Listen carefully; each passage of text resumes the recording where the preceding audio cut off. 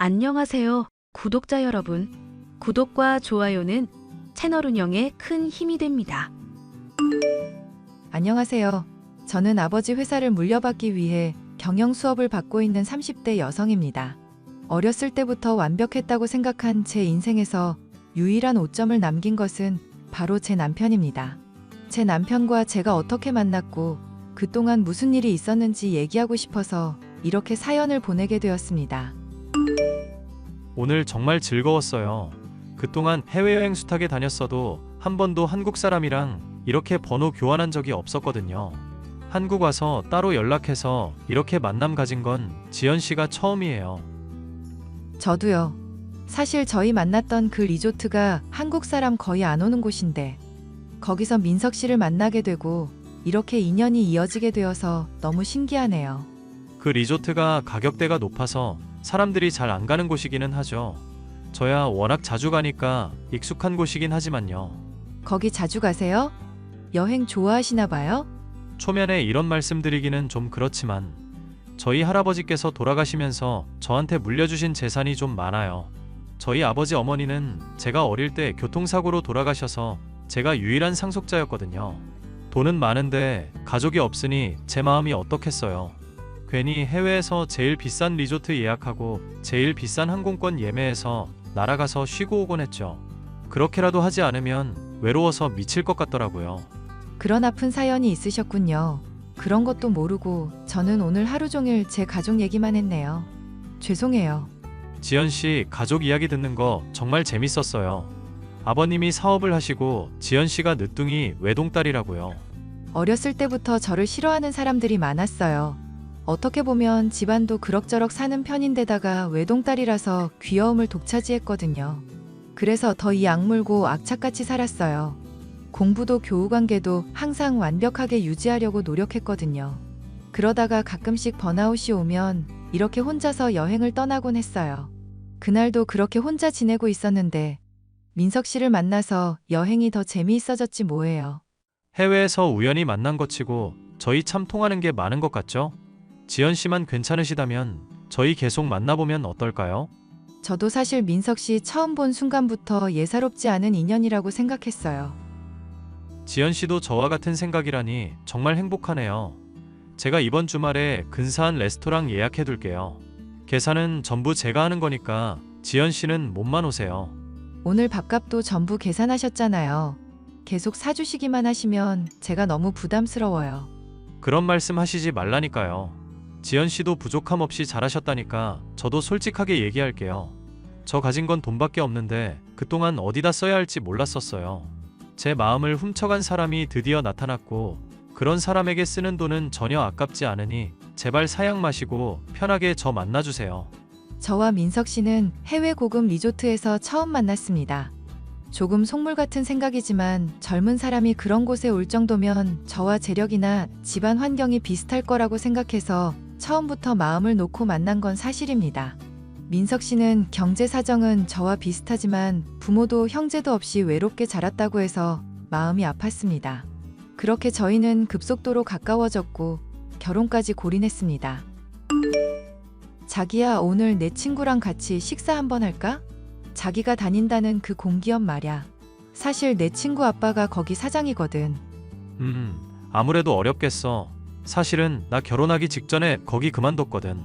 직장을 그만두다니? 사실 자기한테 그동안 말하지 못하고 숨겨왔던 비밀이 있어. 나 사실 뇌에 커다란 종양이 있어. 그래서 더 이상 직장 생활하기가 어려워서 잠시 쉬어가기로 결정했거든. 뇌종양이라니? 그게 사실이야? 자기 없이 나 어떻게 살라고 그런 엄청난 병을 나한테 숨길 수가 있어. 정말 미안해. 근데 약 먹고 잘 관리하면 괜찮아. 자기가 걱정할까봐 그동안 말하지 못했던 것뿐이야. 미안해. 안 되겠어. 우리 아빠가 아는 의사분이 계시거든. 거기서 다시 한번 검사 받아보자. 절대 싫어. 병원 가서 검사 한번 받으면 온몸의 기운이 다 빠진단 말이야. 다시는 병원에 가고 싶지 않아. 그게 무슨 아이 같은 소리야? 자기 이제 싱글도 아니고 가정이 있는 사람이야. 자기 건강에 대해서는 나도 확실하게 알아둘 필요가 있어. 병원 예약 잡을 테니 같이 가자. 싫다니까. 병원 갈 바에는 죽어버릴 거야. 내가 병원 옥상에서 뛰어내려서 죽는 꼴 보고 싶으면 예약 잡아보던가. 자기, 왜 그래? 이런 사람 아니었잖아. 세상 스윗하고 부드럽고 다정하던 사람이 갑자기 왜 이렇게 변한 거야? 네가 말귀를 못 알아듣고 자꾸 쓸데없는 소리를 하니까 그렇지. 병원 안 가. 알았어, 알았어. 병원은 일단 더 이상 가자고 얘기 안 할게. 그런데 우리 결혼하기 전에 직장을 그만뒀다는 게 사실이야? 그럼 여태까지 출근한다고 나가서 어디를 갔던 건데? 그냥 뭐 산책도 하고 꽃향기도 맡고 그랬지. 자기한테 미리 말하지 못해서 내 마음도 아팠어. 그러니까 더 이상 내 직장 얘기는 언급하지 말자. 나 정말 힘들었어. 알았어, 미안. 그런데 우리 결혼식 때 온 화환이랑 직장 동료들은 그럼 어떻게 된 거야? 결혼식 직전에 그만둔 거라 다들 와준 거지. 지금 내가 아프다는데 그런 게 중요해? 그런 게 아니라 갑자기 생각이 나서 물어본 거지. 자기랑 이런 얘기하면 나 머리 아파. 나 쉴 거니까 연락하지 말아줘. 결혼하기 전에 민석 씨와 결혼 후에 민석 씨는 완전히 다른 사람 같았습니다. 결혼 후에는 회사도 안 나가고 건강이 좋지 않다는 핑계로 완전히 집에서 노는 백수가 된 남편을 바라보며 저는 속이 타들어가는 기분이었습니다. 자기야, 오늘 분리수거 하는 날인 거 알지? 자기가 집에 있으니까 분리수거 좀 처리해줘. 싫어. 당신이 집에 와서 해. 내가 큰 부탁하는 거 아니잖아. 집에 있으면서 분리수거 정도도 못 해줘? 내가 집에서 노는 줄 알아? 건강관리하고 명상하고 요가하느라 1분 1초도 남는 시간이 없어. 분리수거 같은 쓸데없는 일은 한가한 당신이나 해. 그동안 참고 참았는데 내가 진짜 한마디만 할게. 당신 방이랑 당신이 지나간 자리들 돼지우리보다 더 더러워. 집에 있을 거면 인간적으로 청소는 해야 하는 거 아냐? 맞아. 내가 생각해도 우리 집이 더럽기는 해. 그래서 내일부터 가정부 오라고 불렀어. 내가 가정부 부르는 거 싫다고 했잖아. 내 집에 모르는 사람이 들어오는 거 불편하단 말이야. 그럼 자기 없는 시간에만 오라고 할게. 나는 한 번도 내 손으로 청소 같은 거 해본 적이 없어서 가정부 꼭 불러야겠거든. 저도 남편이 왕자님처럼 곱게 자란 걸 알고 있었습니다. 그런데 자기 방 청소 하나를 제대로 못해서 가정부까지 부른다는 게 정말 탐탁치 않았습니다. 그래서 저는 제가 중요한 물건들을 보관하는 안방 내부를 볼 수 있는 CCTV를 설치했습니다. 남편한테 말하면 또 무슨 반응을 보일지 몰라서 일단은 아무 말도 하지 않았습니다. 어차피 남편은 안방에서는 잠만 자고 본인의 서재에서 대부분의 시간을 보내기 때문에 굳이 남편한테 말할 필요는 없다고 생각했습니다. 여보, 가정부로 오는 소연 씨 말야. 일 제대로 하는 건 맞아? 도대체 집이 깨끗하지도 않고 오히려 예전보다 더 지저분해진 느낌이야. 무슨 소리야. 아침에 와서 저녁까지 쉬지도 못하고 하루 종일 우리 집을 쓸고 닦고 하는데 당신이 너무 예민한 거 아니야? 일 잘하는 가정부한테 꼬투리 잡는 거 그것도 갑질의 일종이야. 창틀에 먼지가 가득하고 욕조에는 여전히 물대가 끼어 있잖아. 돈을 주고 사람을 불렀으면 이 정도 청소는 해주는 게 맞는 건데 아무리 생각해도 소연 씨는 일을 잘 못하는 것 같아. 다른 사람으로 바꿔야겠어. 절대 안 돼. 내가 대신해서 열심히 청소할 테니까 바꾸지 마. 자기가 웬일이야? 아무튼 집안일은 내가 알아서 할 테니까 자기는 가만히 있어. 여자의 촉이라고 할까요? 저는 순간적으로 이상한 생각이 들어서 안방 CCTV 녹화 화면을 돌려봤습니다. 그동안 너무 바빠서 설치만 해놓고 제대로 본 적이 없었거든요. 거기에는 엄청난 것들이 찍혀 있었습니다. 남편과 가정부는 신혼집 안방 침대에서 차마 입에 담을 수 없는 행동을 하고 있더군요. 저는 너무 화가 나서 당장에라도 남편과 가정부의 머리채를 쥐어뜯고 싶은 심정이었습니다. 그런데 CCTV에는 불륜 장면 외에도 제 눈길을 끄는 장면이 찍혀 있었습니다. 남편이 제 화장대 서랍을 뒤지는 모습이었죠. 저는 남편의 뒷조사를 시작했고 그의 비밀을 전부 알게 되었습니다. 소연 씨, 어제 보니까 아주 짧은 바지를 입고 오셨던데 아무리 더워도 그렇지 가정부 일하면서 핫팬츠 입는 건 좀 아니지 않아요? 사모님이 뭔데 제 옷차림까지 지적질이세요? 그거 갑질인 거 알아요? 갑질이라고 말한다면 어쩔 수 없네요. 그런데 남자 혼자 있는 집에 청소하러 오면서 그런 옷차림을 하고 오면 누구라도 오해하지 않겠어요? 둘이 그렇고 그런 관계가 아닌 이상 상식적으로 이해가 안 가는 옷차림이어서 말해요. 이제야 좀 머리가 돌아가세요? 나 당신 남편이랑 사랑하는 사이야.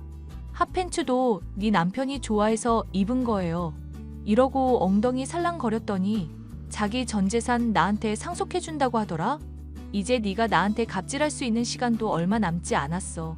그 집 사모님은 내가 될 테니까. 지랄도 이 정도면 정성이네. 야, 내 집에서 개백수 새끼 데리고 같이 꺼져. 뭐? 꺼지는 건 내가 아니라 너야. 그 집이랑 니네 부부 재산 전부 우리 민석 씨 거잖아. 애잔해서 말도 안 나오네. 저기요. 그 집도 내 거고요. 김민석 그 인간 가진 거 한 푼도 없거든요. 너야말로 헛소리 하지 마. 우리 민석 씨는 벤처 사업체 운영하는 천재적인 IT 개발자거든. 너한테는 그렇게 말했니? 나한테는 할아버지한테 물려받은 재산으로 놀고 먹는 한량이라고 했는데 김민석 그 인간 허언증이야. 입만 열면 뻥이라고. 너한테는 지가 뇌종양이라는 헛소리는 안 했나 보네?